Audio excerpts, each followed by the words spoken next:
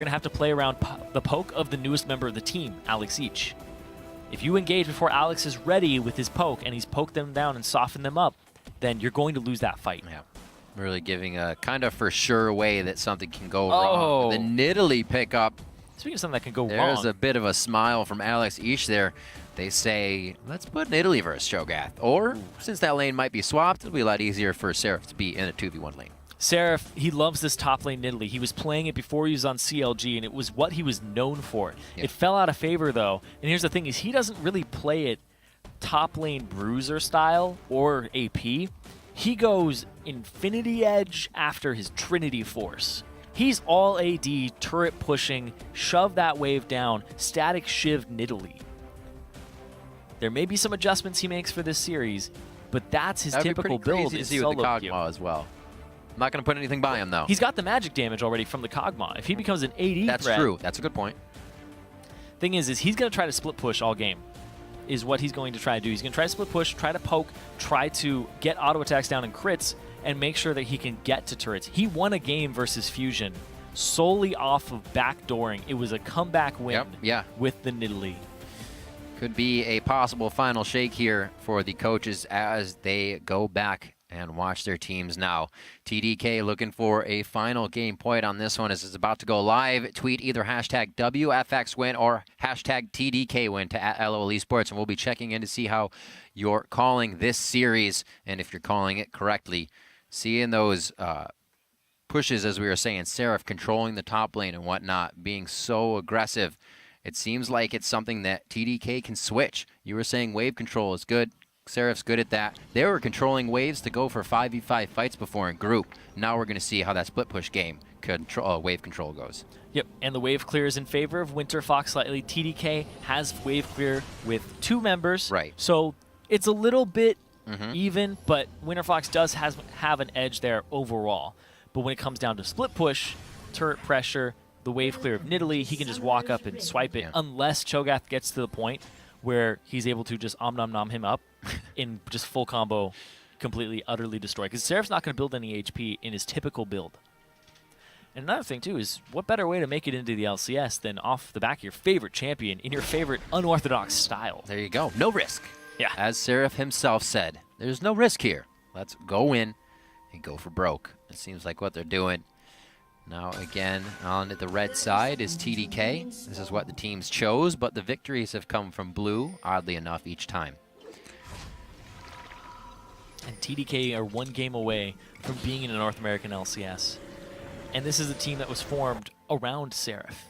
The general manager was saying that, and he was also the coach that you saw there on stage, that he wanted a team in the LCS, and he's been looking for a while. He was actually the manager of Team Green Forest, which is a challenger team based off of Cafe in North America in Northern California. Right.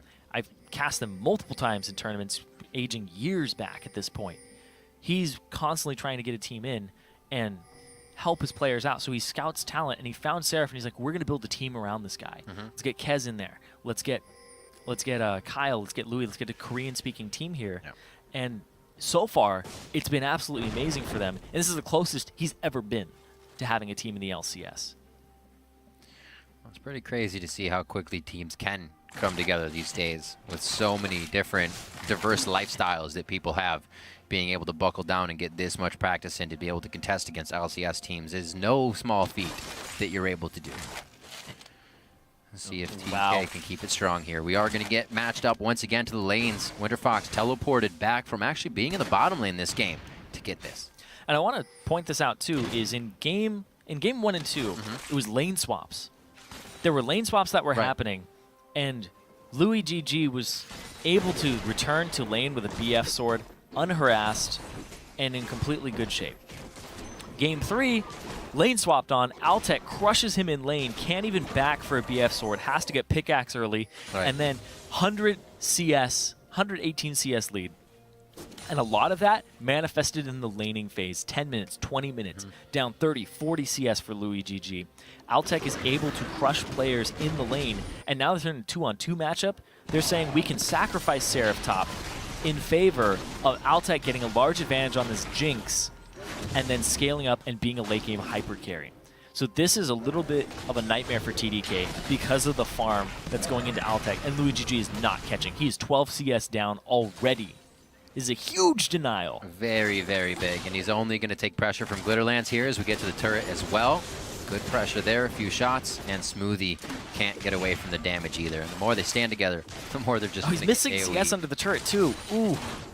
It's tough. That second you change your mind about one, you miss at least 2 or 3 because you can't get back on that timer. Pressured once again, misses that one on the buckshot, not able to pick it up. Unfortunate amount of damage you're able to bring to the table when you're pushed in this early. You just need that one extra hit from the support, and Smoothie is doing the best he can, but still taking damage. You can see him trying to get those hits in. He's got to take harass for it, and that's the thing. Yeah. Down 10 CS at 4 minutes. But up top, you see Seraph, he's actually making that lead up. I guess it's down bottom, but he's making that lead up by having full AD and harassing Avalon. He's up 13 CS here. So that lead that Altec has is actually a wash. Avalon farming it out slow. He does have his Vorpal Spike leveled up, but obviously not using them just yet, so he doesn't get too much of a push on the lane. Here he can, making sure not too much are lost to the turret, and he keeps it at a pretty good pace just off that range. Back to the mid lane here, Alex Ish, 29-31. Not too much of a discrepancy there just yet, but again, now that we have matched up lanes, maybe we'll finally see a bit of pressure there for Pole Belter. Yeah, the kill potential from Ziggs on a Kog'Maw, it's there. Right. It's not huge, but it's there. Kog'Maw wants to scale and wait until 16, level 16, to actually be a huge, huge part of this game. But then when he does turn online and have the Luden's Echo, he's an absolute monster. But they want to stop him from doing that. Helios is putting some extra attention at mid lane. You talked about devoting resources to a little bit. Pole Belter. They're going to need a lot. Yeah, they're going to need a lot. It's good to see they're already starting early here, but seeing that now, a very aggressive move from Helios is going to cost him his flash. He still has a bit of Void Ooze locked on, so it was almost dangerous for him. And still in this top lane, Louis, GG, not having fun. Good pressure from Altec and Glebe to keep that lead in their favor. They have blown Exhaust. Louis just blew Flash in that engage. Yeah, despite as well as Altec is doing in this matchup, up 14 CS. Seraph's up even more. Seraph's up 22 CS over his lane opponent right now with his AD Nidalee. His bread and butter, what he's known for. Yeah. And now Kez is going to make a visit top lane, possibly blow some flashes in return. It's not warded just yet. They have no idea that Kez is coming to this lane. There's the flash. Not much pre-aggression from TDK allows that to happen. Nicely done there by Smoothie, but they're just not able to connect. Seems like Winterfox was saying, you know, it's a little too quiet up here, and they peeled off just in time. That's the flash and the heal from Altec, so they get both of his summoner spells. Louis still has his heal. So once again, the pressure is now going to allow him to CS a bit. 10 CS difference now between the bottom lane AD carries. Seraph is not nice on this Nidalee. He maxes E first to continuously trade and auto-attack harass you and get that extra attack speed. It's very oppressive. And you would think, oh, he has really good AP ratios. Why doesn't he just go AP? Yeah. Because even the Q turns into... Jeez. He just plays it like a ribbon. Anytime he can go in, he goes in. Yeah, be careful, though. Better watch out. That's a little aggressive. Still got that surge. He can give himself a heal. This Silence. is tough. Gets the fight out. Oh! Avalon. Seraph goes down. Definitely getting taken off guard by Avalon. Solo killed Seraph in lane. That level 6. Nidalee level 6 power spike is pretty much non-existent. You level up your Cougar form one more time. Cho'Gath, it's much bigger. It's a much bigger spike with that feast. And I said, he's just going to om-nom-nom-nom him after a combo. It's really difficult since he's not going to build any HP aside from the Trinity Force and the Phage. That Seraph, it's hard to harass the Cho'Gath down, in all honesty. Yeah. He's got that sustain from killing creeps. Seraph's been doing a good job of preventing it from killing creeps, but you have to be on your absolute A+ game to deal with it. It's kind of that lack of giving someone credit for a quick second. Like, I'm really taking it to this guy in lane. I'm probably going to get one more engage in. Out of mana, and then you don't think of the results of the situation, and you get in your own head. Yeah. Seraph definitely made a bit of a mistake there trying to go in, but still can do very, very useful things. Up in CS, still going to be able to control the lane quite well, and they actually go to swap him out there. He does not like the pressure he got off of Avalon, and he doesn't want to feed him any more noms, that's for sure. Yeah, I think it's better for them because they'll be able to zone out a Cho'Gath a lot easier than they'll be able to zone out a Nidalee. Nidalee will still be able to scrounge up some CS for herself. Absolutely. It's a little harder to dive her as well. He still has his flash. He still has heals. Cho'Gath, he'll rupture and he'll silence, but she can escape. She's got move blocks. And this move works out really good for TDK as well. You see the jungle pressure towards the top side, and that is going to mean Dragon. Number 1, 8.5 minutes in. This is quickly picked up by Kez, so TDK keeps their aggression towards this objective throughout pretty much most of the series. They're also not too afraid of letting Dragons go if they need to. Yeah. We saw Winterfox getting the first 2 in game 1 with TDK to come back, as we mentioned before.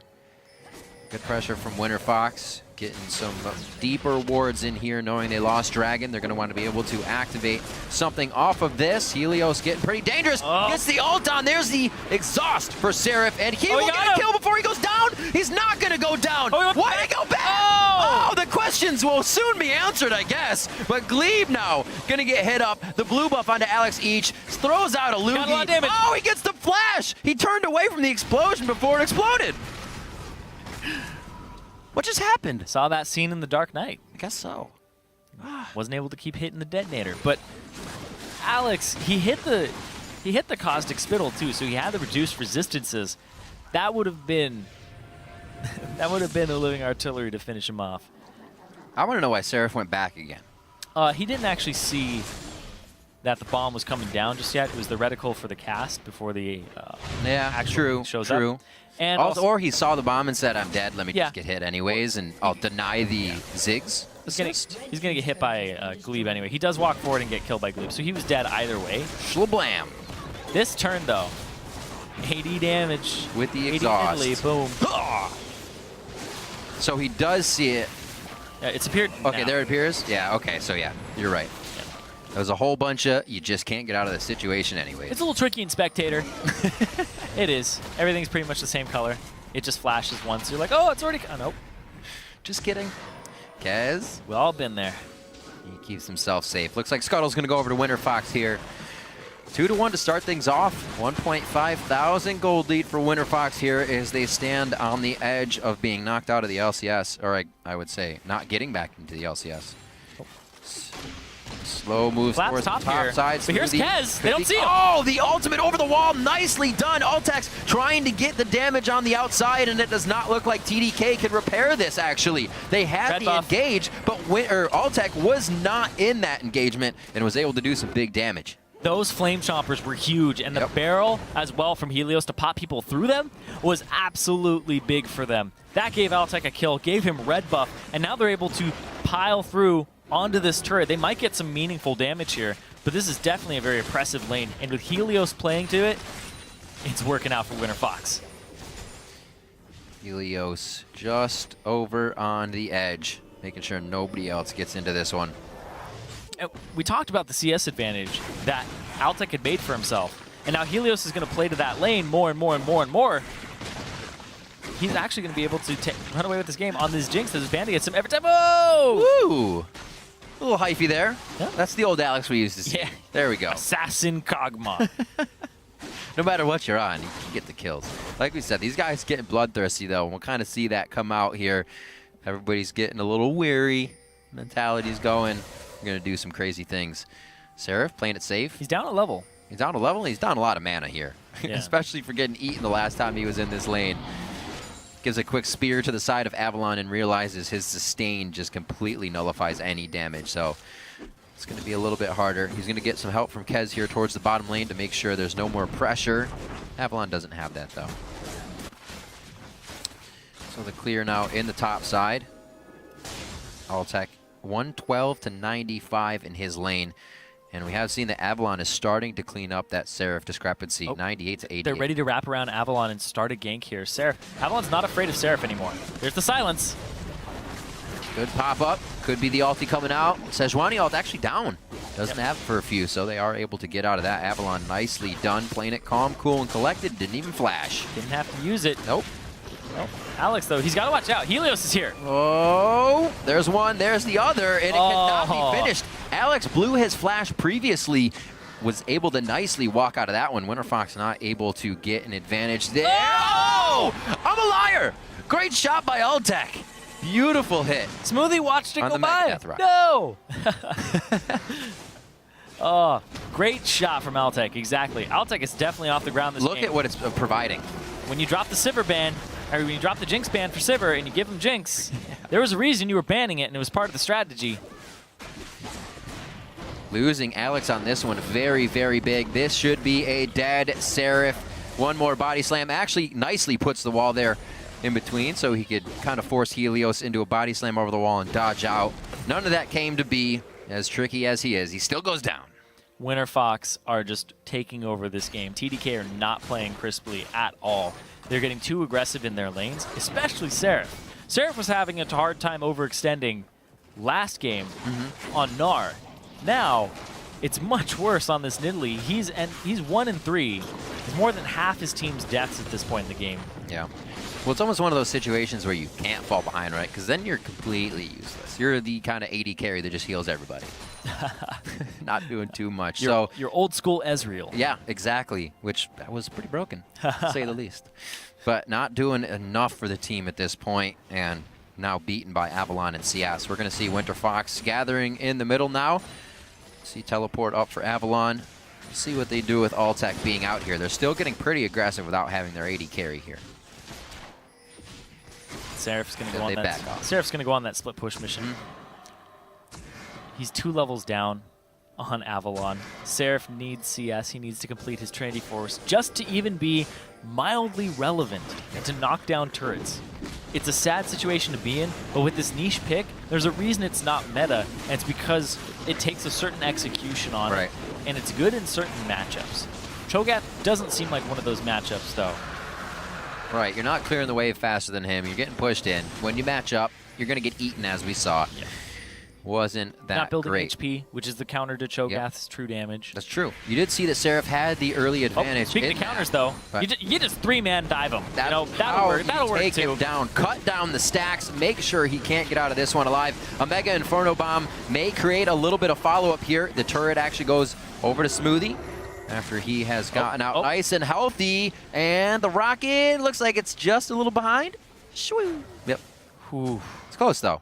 That was a good shot. Very across close. the map. They 5-man that top lane. They're going to lose this bottom turret for it, and all they got was a kill off of it. So that's actually a net positive for Winterfox. But they should get actually 2 out of this. Oh, I lied. There's another minion wave crashing into him right now, and he doesn't have a ton of damage. So 1 turret here. Getting ahead of myself for Winterfox. But they don't have too much pressure, so they're going to be able to deny a bit, get some forward wards in for themselves. Yep, it's only 16 minutes in the game. Yeah. People come up so quickly, but that TP top lane, they didn't get the turret off of it, so it wasn't 100% worth.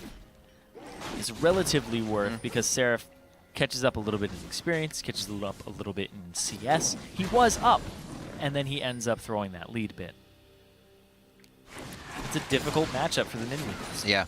Very, very hard. An interesting pick out of Champion Select. You misplay once, and this is what happens. You struggle to get back in the game. Especially with everything that was still left open for Seraph. It's kind of it's completely a pick that they were just like, you know what? We've done these other things. Let's kind of throw them a curveball. They might have thrown themselves a curveball. Yeah, the last pick, Nidalee. Look at this. They're going after him again. Get him! Cut the stacks down! Oh, is he going to nom him? 1-1-1!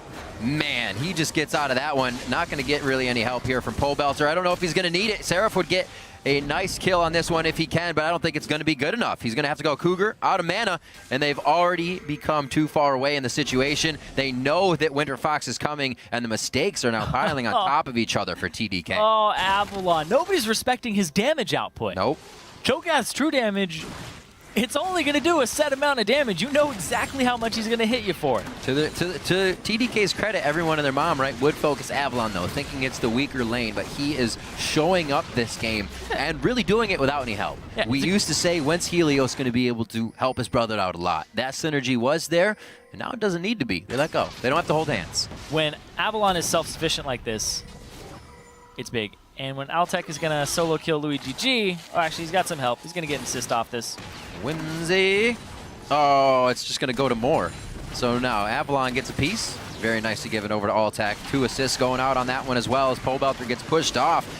TDK now finding a bit of what they want. Kez flashes in without being able to permafrost or Arctic Assault there. Yeah, he was trying to get the W off for the permafrost, but the Belter followed him up.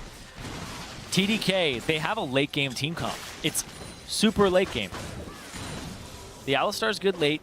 The Graves is okay, right? He clears waves for you. But the Kog'Maw, you need the level 16. The Sejuani, great late game. Nidalee, it's kind of the weird pick in this bunch.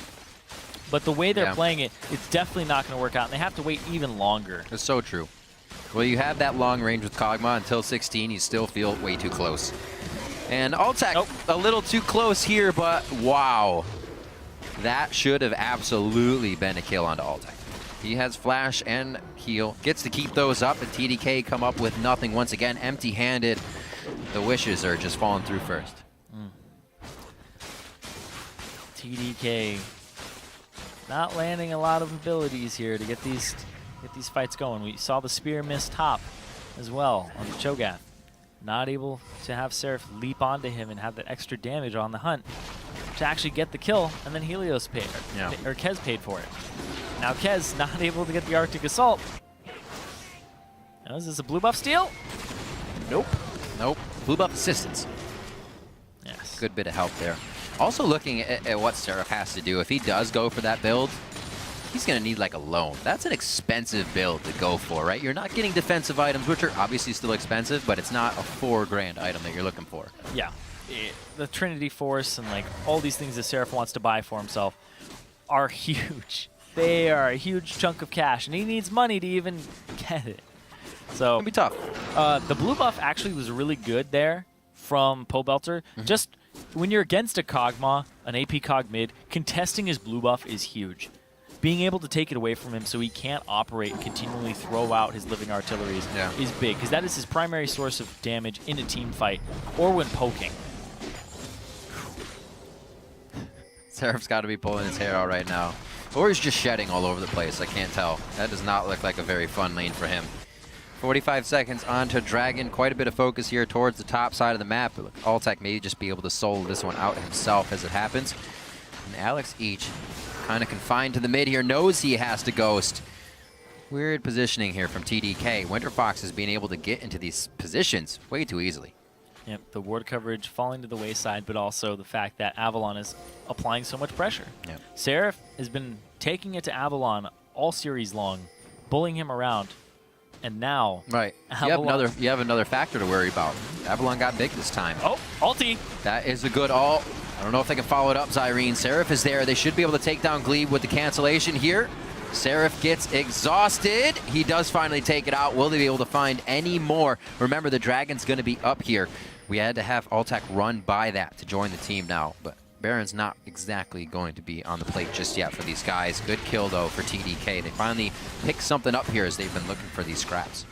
Yeah, and that's the thing, is TDK really need to just stay alive and stay within a certain gold gap as Alex Each approaches level 16 with Luden's Echo. Because when he turns online, Altec will have very little relevance in these fights if he gets poked out beforehand. Pobelter can get poked out ahead of time. And Avalon, despite being a very tanky Cho'Gath, he's kiteable. Yeah. As long as you just stay out of his range, which you can with the Kog'Maw power spike, it's going to be difficult to deal with him. And here we go. Seraph just has the Trinity Force, got himself a kill. He's ready to start split pushing, even though he can't really duel Avalon. Yeah, I love the build that Avalon's gone with as well. He gets health out of eating people, get health out of your Raj with AP, so I'll recipe together magic and armor. A little bit of cooldown. Yeah, the interesting thing about itemizing against Nidalee is, especially when it's AD, is her auto attacks are high. She's got high damage, Trinity Force output. It's all physical damage. Her Q in Cougar form is magic damage. Yep. So she's doing a lot of magic damage to you. That's based off how much percent HP you're missing. So as he hits you a little bit with physical attacks, he'll get you lower for his magic attacks. So it's a lot of mixed damage from this AD that you wouldn't expect normally. And also not making him overall too healthy as well. Alex isn't going to cut through him right away. It kind of works out all together. He'll be getting healthy soon enough, though, as Cho'Gath does. Luden's Echo as well finished up onto Pobelter, so the clearing becomes even more immense for him as he gets that charge set every time.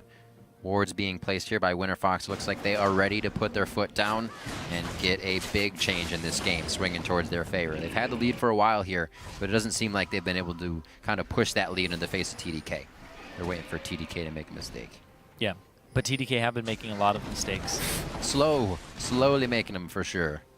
Kills that they cannot come up with, using a lot of resources, which unfortunately aren't allowing them their wave clear game that we usually have been seeing in this past series. Well, when you feed Altec a couple kills early, and then he gets attention from his jungler Helios, they're in a great spot after Pole Belter's just farmed up, had a good lane. So far, I believe his best laning phase of this series, and has his Luden's Echo before Alex each does. Yeah, very true. Those two, again, a pretty quiet lane in the mid with not too much jungler intervention, as we see once again. Early game for Seraph is going well for maybe 4 levels, but Avalon has just come out too strong. Not many games where Winterfox is able to get on the back of this guy right He's now. Got the Honey Badger Nidalee skin in Cougar form. He walks up to turrets and he just uses his Trinity Force. Get him. Just tries to knock him down. That's exactly what he's going to do all game, by the way. He will just sit there. His TP plays will be few and far between. So more of a nuisance. Yes, exactly. He is an absolute nuisance. And the thing is, if Avalon leaves for a team fight, if Cho'Gath has to be present, he TPs out. Seraph sticks around and then pushes turrets instead. That's a big loss with Helios a little too far away. He's also going to bring Vision back to the team. So that knowledge over to TDK now as Altec working off the ball here, trying again to get those waves pushed up. And these early wards that we saw Winterfox put down are providing a bit of an advantage on the backs of TDK. Blade of the Ruined King for Seraph. Trying to do percent HP to Cho'Gath. This is his the only person he's going to fight. This is the only person he hopes to fight this entire game is just split push, split push. Trying to make Avalon have to show up. And if he pulls Avalon's attention, it also makes it so that the Feast Smite on Baron is not an option. So. Right. Well, I don't know if that's going to be an option of an option. Yep. He's got a long way to push. A very long way to push to pull any pressure off of this Baron. 7-3. The cask a bit early can still allow Kez time to get over the wall. They don't have the vision just yet. Kez is in. The smite goes down way too early from Kez as Winterfox holds off on their initial damage to burst it down. TDK is still looking in the whites of the eyes of Winterfox, and they almost want this fight. There's the Bio-Arcane shot coming in from Alex. He had the range on it there. And the Mega Inferno Bomb cannot get through the hair of the beast. Kez stays alive on Sej. I've seen this before. Oh dear. I haven't seen that one before. Tucked his tail in. He's good. Don't worry about it. So TDK make a big move there. No, he backed into it. How often does that happen? Amazing. What a shot. Altec fires it. It did miss Kez, but Kez backed on the fountain in the initial range of the rocket. You do not get to see that very often. That is, I can't even say 1 in a million because it happens more often than that. You just watch it go by and you're like, sucker. Here we go. All right. Oh my God. So you're like, man, like, oh, nope. You stink at this game. I'm good. And you're like, all right, let's just go back and get some dinner or something. Wazam! Oh, he turns into it at the last second. It's beautiful. What is that in the corner of my eye? The execution, as well as it obviously already being charged up from our traveling through the air for so long. I think Altec was pretty surprised about that one as well, I'm guessing.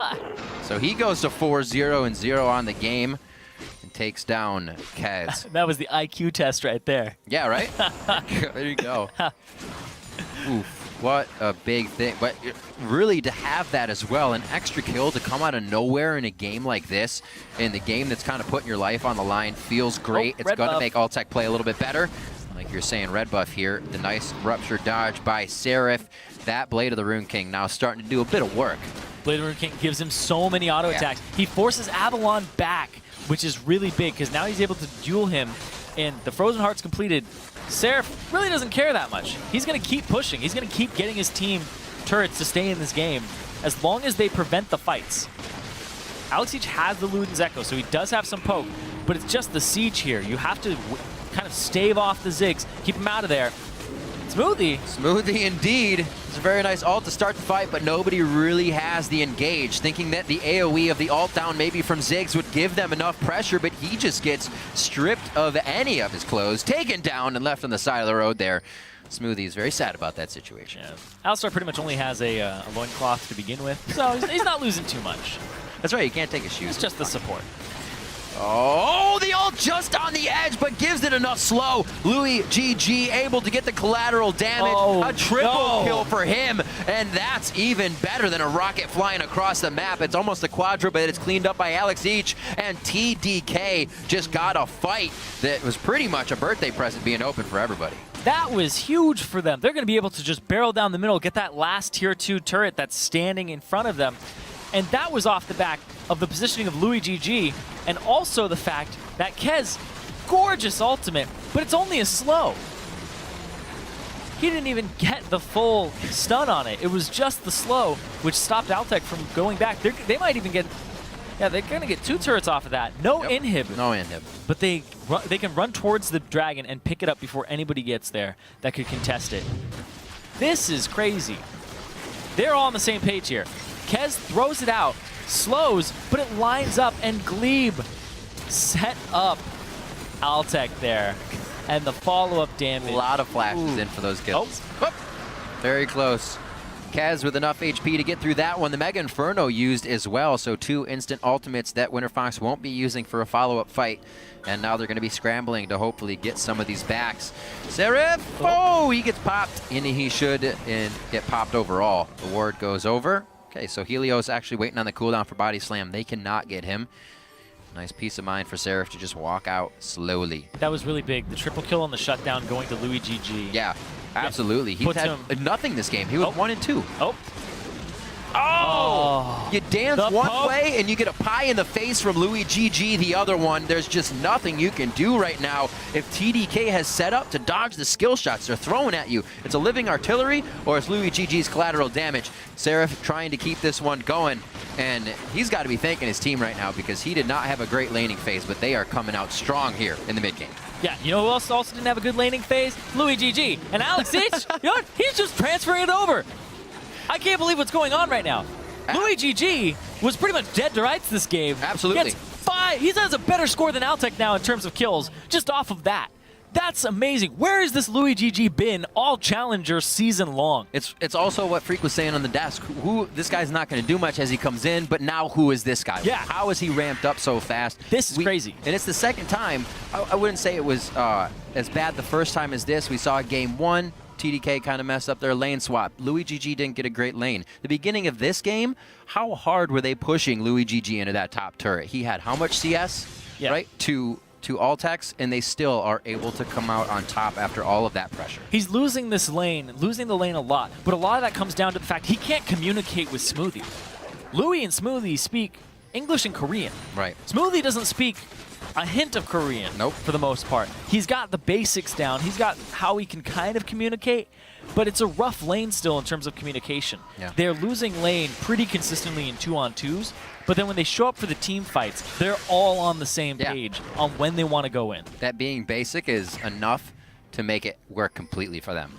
Yeah, that's what they stick with. In the lane phase, you have to communicate things like, okay, I'm going to harass, or I'm going to trade a little bit, shield, right? Things like that. You have to be able to be like, all right, get up here with me 2 steps forward, right? Right. A lot of micromanaging in the laning phase. Late game, it just go. All you need is go. You're not going like, all right, I'm going to take 2 steps forward and harass. You're like, no, okay, go or back is really all you need at that point. Now you look back on the side of Winterfox, a situation where you would kind of hope Pobelter would have a champion to zero somebody out, carry the game. But he had to take Ziggs. Well, you almost have to in the end there with what the composition was. But to see, or kind of hoping from my side that that's what they would have right now, knowing that Avalon could eat somebody up, but they're going to get hit up by this Kog'Maw, by this Seraph now, zeroed out by the Graves. It's going to be difficult. Huge comeback there from TDK. TDK are pretty much the comeback kings when they're behind. Yeah, Seraph is able to get his split push on. He got them turret after turret to keep the gold close. So when this team fight came out and Alex Each has hit his level 16 power spike, Luden's Echo, that they're good to go. Seraph was basically their insurance policy for turrets and keeping them in this game, and it worked perfectly for them. Baron is live right now, and he doesn't even have TP, and he's on the bottom side of the map, and he's probably going to stay around the bottom side of the map. Yep. Keep providing all that pressure. He doesn't have, like you said, no TP, so just hanging out. Already has the BF sword, so he's going to try to do a little bit more damage. Maybe if he can get Avalon very, very low, he'll come to the fight and not even be a problem. Nice Void Ooze slows down the team's entry. That's going to stick. Void Ooze does not wear off. If you're still on it, you're still on it. Helios a little too far forward here. It's a nice ultimate. Louis GG, however, was on the outside, and Alex did not take too much. The AD carries are now stuck hip to hip over on the left. Will they be able to do much? And no, they won't. A great push out there. And a bit, I think, of miscommunication that we have not been seeing from TDK just happened. Yeah, TDK decided to pull off of the Baron. No TP available either. Yeah. The Baron got down to about 6,000 HP, and then everybody pulled off of it. But look at the Seraph! Whoa! Look at the Seraph indeed! Dives in, gets the exhaust out, and flashes. So the exhaust is pretty much useless now that Glebe tried to put on. They're going to keep diving into this fight. Avalon tries to back himself up and be the stopper, be that wall so everybody can get out alive! The double kill coming in for Alex Inch! The Cogma pick comes up huge! Now the triple! And they're going to be pushing on to the fountain, onto the Nexus. This is going to be TDK's game. Winterfox wanted these guys, and they may be regretting it. Pole Belter, the relegation king, is about to get kicked out of the LCS, and TDK are going to take their place. What amazing play coming out of TDK. It does take 4 games, but they take 3 in their favor in the best of 5. They take down Winterfox, and TDK earn themselves a spot in the LCS. You can see their manager right there. First LCS team. And he's been waiting for this. He's been going after this for years. And the players working so hard for this. Working very hard to, 1, clean slates, make new ones, back into the community, back into the league, being able to now write a new name for yourself. Seraph definitely looking to do that. Kaz as well has been there before. Now he gets to write a new name for himself. TDK puts themselves in the North American Summer Split. And Seraph was a big insurance policy in this game. And then the team fighting of Louis GG right behind Kez there was absolutely incredible. The way that they're all on the same page with a substitute mid laner. Yep. Alex Each coming up huge for them in this series. The Kog'Maw pick, not seen throughout the entire series, not even a ban, and it is the thing that kind of turned the table there in that last fight. Very big. Can't take that away as well from Seraph. Kez played well on Gragas all 3 games out. Louis GG growing as an AD carry throughout the Challenger Series, and it has paid off as he is now an LCS AD carry. We see Smoothie, another support that likes to initiate. Something that I love to see. He is not afraid to get his hands dirty. They lost to Enemy. Yeah, 3-1. In the finals. But they brought it back here, and this is a different team. Not just the mid laner, but the way that they played around each other. Absolutely. The communication seemed more crisp. The fact that that Baron turned into a positive play for them, even though they lost Smoothie. That was huge. And Seraph, the way he was playing and applying pressure, was just a huge boon for them. And seeing more of that in the LCS and that top lane style, where he's going to open up the map